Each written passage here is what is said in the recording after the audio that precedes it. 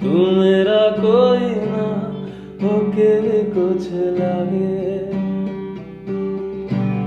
कि यार जो भी तूने कैसे किया रे जिया को मेरे बांध कैसे लिया रे समझ के बिना समझ न सकूं जुबानियां तेरी झूठी भी सच लगे तू मेरा कोई ना होके भी कुछ लगे। So, hello everyone, welcome to our fresh and amazing new interview podcast with a special Delhi police officer. आज मैं आपको बहुत ही स्पेशल ऑफिसर से मिलवाना चाहता हूं और मैं भी उनको पहले रील्स में ही देखता था, मैं भी उनका फ़ैन ही हूँ एक तरह से।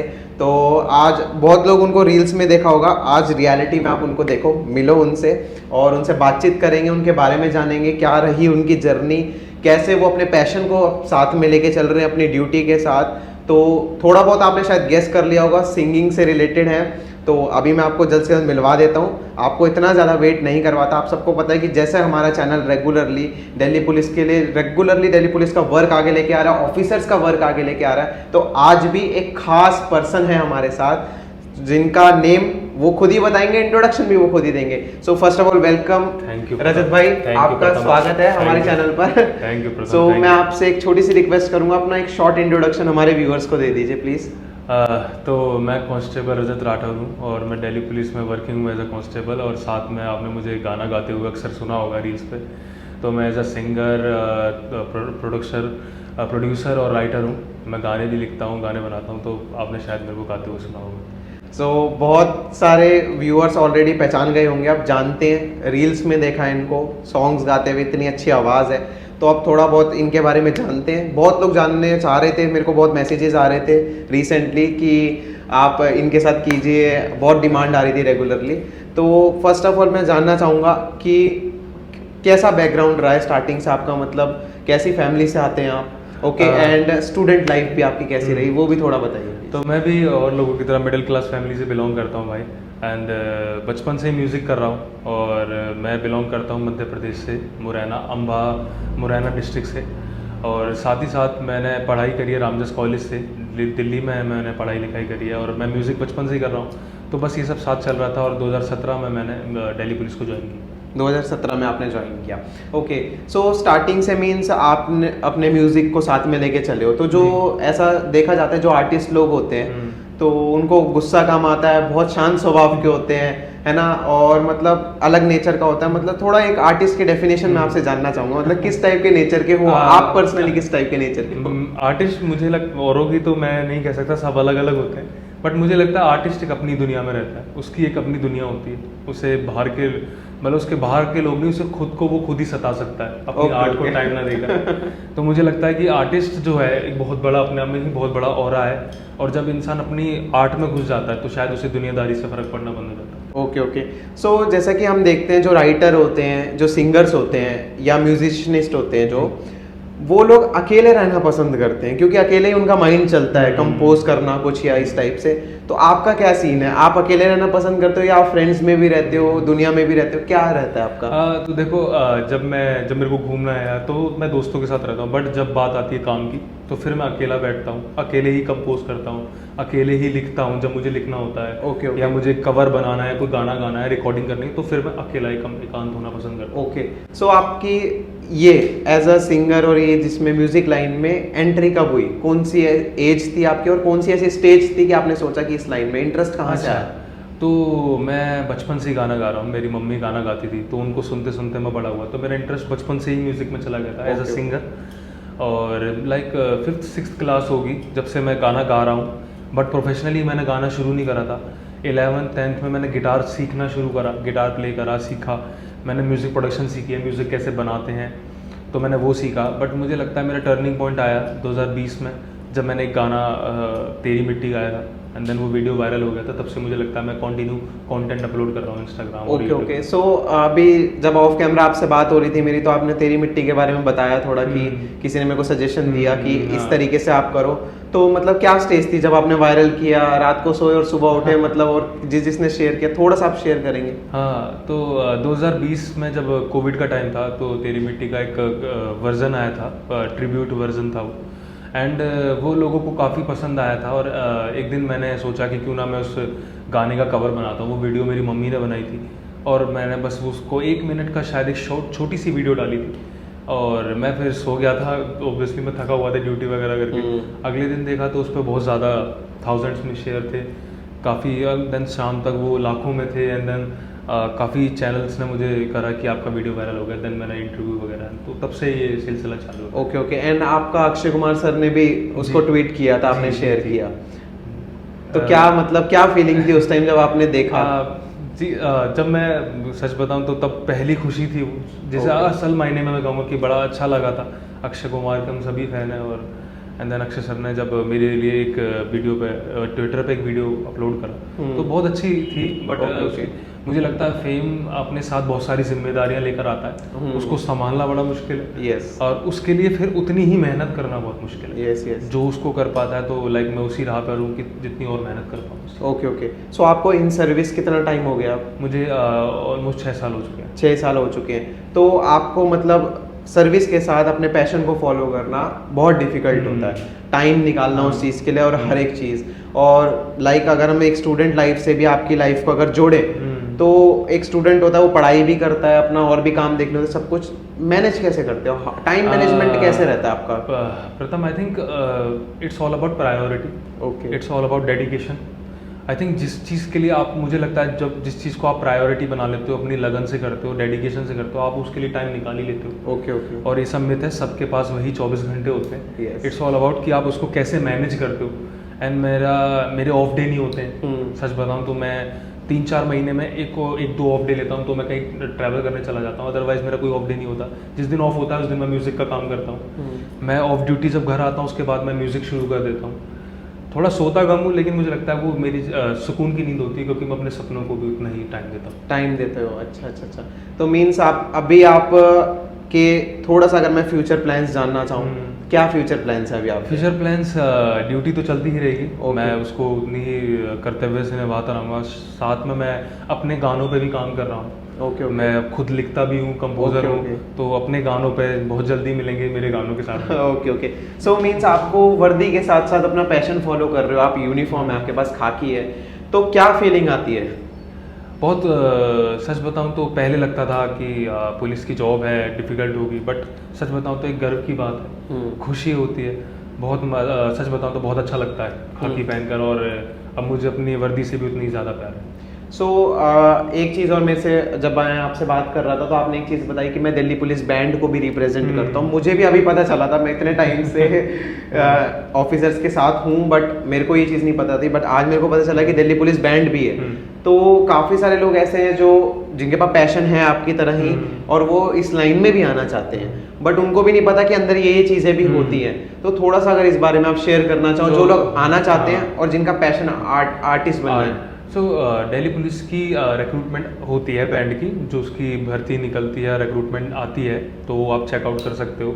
और जब आप आते हो तो एक उसके साथ आप हर तरीके का बैंड है, ब्रास बैंड है एंड देन ऑर्केस्ट्रा बैंड है जिसमें आप गिटार प्ले करते हो, तबला बजाते हो, हारमोनियम, कीबोर्ड, तो वो बैंड है। मैं ऑर्केस्ट्रा बैंड में हूँ जिसमें मैं एज अ सिंगर वर्क करता हूँ, एज अ गिटारिस्ट। तो अगर आपके पास टैलेंट है तो आप दिल्ली पुलिस में आके भी इसको परस्यू कर सकते हो। तो देखो कितनी अच्छी चीज़ आप सबको पता चल गई। आप बहुत सारे लोगों तक के पास बहाना आ जाता है कि क्या करें, हम समझ नहीं आ रहा है, ये वो एंटर कैसे करें ये चीज़। तो देखो एक डिपार्टमेंट के अंदर बहुत सारी चीज़ें होती हैं। एक डिपार्टमेंट होता है सिर्फ उसमें यही नहीं होता कि पुलिस का जॉब चोरों को पकड़ना ही है, उसमें भी बहुत सारे लोग होते हैं, ऑफिशियल वर्क करने वाले भी और ऑन फील्ड वर्क करने वाले भी। और देखो आपको पता चल गया बैंड भी है, सब कुछ। तो आपसे मैं एक एडवाइस लेना चाहूँगा सब लोगों के लिए जो अभी स्टार्टिंग स्टेज पर हैं, आर्टिस्ट बनना चाहते हैं, है ना, जो बच्चे अपने पैशन को फॉलो करना चाहते हैं, कुछ टिप्स उनको या कुछ थोड़ा मोटिवेशन, कुछ एडवाइस अगर आप देना चाहें। अगर मैं अपने ऊपर रख कर देखूं तो सबसे पहले मैं कहूँगा अपनी आर्ट पे मेहनत करो। जिसकी आर्ट में दम होता है उसका टैलेंट बोलता है। स्टार्टिंग फेज में मैं कहूँगा सोशल मीडिया से दूर रहो। पहले अपने आर्ट पे वर्क करो, अपने आप को इतना पक्का करो, अपने स्तंभ को इतना पक्का करो और उसके बाद फिर सोशल मीडिया पर आके अपना कंटेंट डालो। और मुझे लगता है सीखो, अपने गुरु को पहचानो, क्योंकि आर्ट बहुत ज़रूरी है। आप जब गुरु के पास जाते हैं अपने टीचर को ढूंढो, अपने मेंटोर को ढूंढो, उनके साथ वर्क करो, सीखो, अच्छा म्यूज़िक सुनो, म्यूज़िक ही नहीं जो भी आर्ट है आपकी, और उस पर मेहनत करो और देन आप ट्राई करो, तो आई थिंक जिसके अंदर जो बात होती है वो फिर निकल ही जाती है। हाँ, सो रजत भाई मैं आपसे ये पूछना चाहूँगा, फर्स्ट सेलिब्रिटी किसका मैसेज आया था और क्या फीलिंग थी? सबसे पहले मुझे बी प्राक पाजी का मैसेज आया था, जिन्होंने तेरी मिट्टी के जो ओरिजिनल सिंगर है। यस। उन्होंने मुझे मैसेज करा था कि भाई आपका वर्जन मुझे बहुत पसंद है।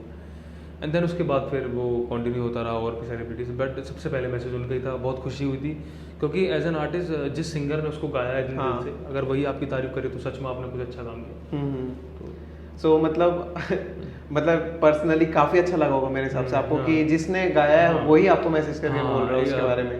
मैं शायद 21-22 साल के रजत को बड़ी खुशी हुई थी। Okay okay. और बहुत खुशी 21-22 साल का इसलिए कह रहा हूँ क्योंकि अब जिस एज में हम आ चुके हैं, मुझे लगता है और जितनी ज़्यादा आप अचीव करते जाते हो वो बहुत ज़्यादा रिस्पॉन्सिबिलिटीज आपके ऊपर लेकर आता है कि अब उससे आगे क्या, उससे आगे क्या, अब क्या बड़ा करना है, अब अपने करियर में कहाँ उसको आगे लेके जाना है। Yes yes. सो अगर मैं आपसे पूछना चाहूँ कि आपकी लाइफ में मैच्योरिटी लेवल कब आया,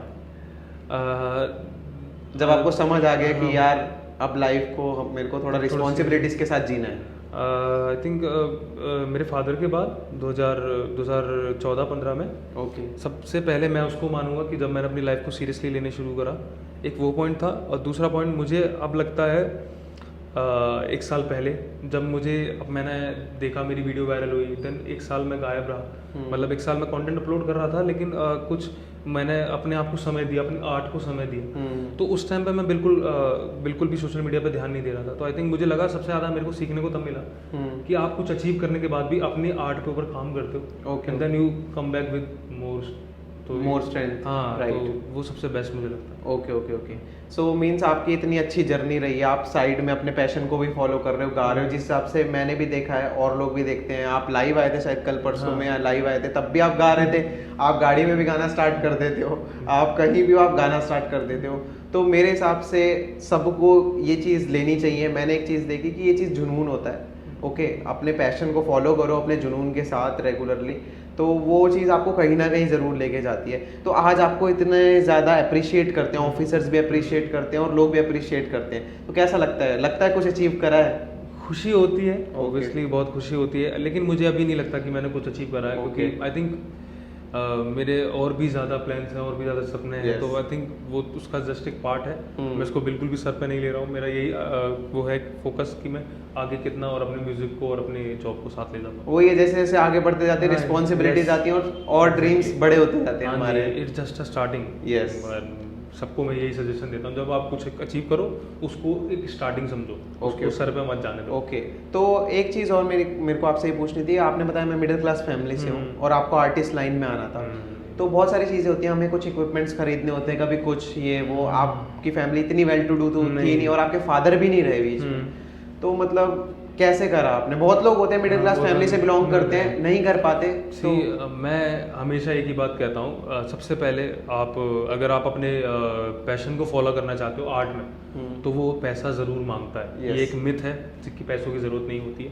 बिल्कुल एक फाइनेंशियली स्टेबल होने की बहुत ज़रूरत होती है। अगर आप इतना स्टेबल हो फाइनेंशियली तो आप ज़रूर अपने पैशन को फॉलो करो। अगर नहीं है तो गेट अ जॉब। सबसे पहले मैंने जॉब करी और देन अपने इक्विपमेंट्स खरीदे, अपनी सैलरीज की सेविंग से। एक माइक खरीदा है ना, एक स्टूडियो, छोटा सा स्टूडियो मैंने अपने घर पे बना रखा है, साउंड कार्ड खरीदा, मैकबुक खरीदा, और मैं उस पर रिकॉर्डिंग करता रहता हूँ। जो लोग मुझे फॉलो करते हैं तो उनको पता होगा कि मैं उस पर रिकॉर्डिंग वगैरह करता हूँ। मैंने सीखा म्यूजिक प्रोडक्शन अपनी जॉब के बाद सीखा, क्योंकि मैं इतना अफोर्ड नहीं कर सकता था अपने घर वालों के पैसों पे। तो मैं यही कहता हूँ कि जिन लोगों को आर्ट फॉलो करनी है, पैशन फॉलो करनी है, अगर आप फाइनेंशियली इतने फ्रीडम है आपके पास घर से, तो वेल एंड गुड, बहुत अच्छी बात है, यू आर ब्लेस्ड। अगर नहीं है तो गेट अ जॉब और फिर उसको परस्यू करिए, तो आपको ज़्यादा बेहतर होगा। Okay okay. And one more thing मैं आपसे पूछना चाहूँगा, आपने एक चीज़ मेरे को शेयर करी कि एमपी वालों की लैंग्वेज अलग होती है, हिंदी प्रॉपरली नहीं बोल पाते, उनके वर्ड्स अलग होते हैं। जैसे चीनी को आप लोग यहाँ शक्कर बोलते हैं, है ना, बहुत सारी चीज़ें होती हैं। हाँ, तो इस चीज़ में ओवरकम कैसे किया आपने? मेरा स्लैंग, क्योंकि मैं दिल्ली में पढ़ा हूँ, तो इतना मेरा नहीं था। वो लैंग्वेज होती है का हैरो है और वो सब जो बात होती है हमारी, मैं भी वो लैंग्वेज का एक स्लैंग आ जाता था, मैं उसमें बात नहीं करता था। बट गायकी के लिए आपको शब्द जो है उनका उच्चारण बहुत साफ करना साफ होता करना होता है। उर्दू के जो शब्द हैं आपको वो बहुत क्लियर आने चाहिए। हाँ नुक्ते पता होने चाहिए किस शब्द में कहाँ पर वो नुक्ता लगता है। हाँ। तो उस पर काम करना पड़ता है, आपको टंग ट्विस्ट करनी पड़ती Yes, है, yes. आपको एक एक वर्ड को 100 बार बोलना पड़ता है। Yes. तो it take a lot of time Okay. To fine, मतलब just to refine your art. तो Yes. मैं वही बोल रहा हूँ कि पहले अपनी आर्ट को टाइम दो, हम्म, जब आपको लगे कि हाँ मैं, आपको फील हो आपके गुरु बोले हैं, आपके आसपास का ऑरा बोले, then jump into social media और जंप इनटू यू नो किसी रियलिटी शो या किसी भी चीज़ में आपको करना है। Okay, तो आप तब उसमें कदम रखिए। तो आपने कभी किसी रियलिटी शो में जाने का वो नहीं किया, सोचा बहुत नहीं? जल्द, बहुत जल्द। मैं पहले ऑफर आए, बट आई थिंक मुझे लगता था मैं तैयार नहीं तैयार हूँ। नहीं। मैं सीख रहा था, मैंने जैसा बताया कि मैं अपनी आर्ट Yes. पे काम कर रहा था और अभी भी कर रहा हूँ। अभी भी मैं नहीं बोलता कि मैं एक बहुत ट्रेंड सिंगर हूँ, बट मैं भी कर रहा हूँ, लेकिन बहुत जल्द आप मुझे देखेंगे। ओके, रजत भाई के तो बहुत सारे फैन हैं। रजत भाई किसके फैन हैं? रजत भाई के साहब के फैन थे, के सिंगर जो Okay. थे हमारे बीच थे, अब हमेशा ही रहेंगे।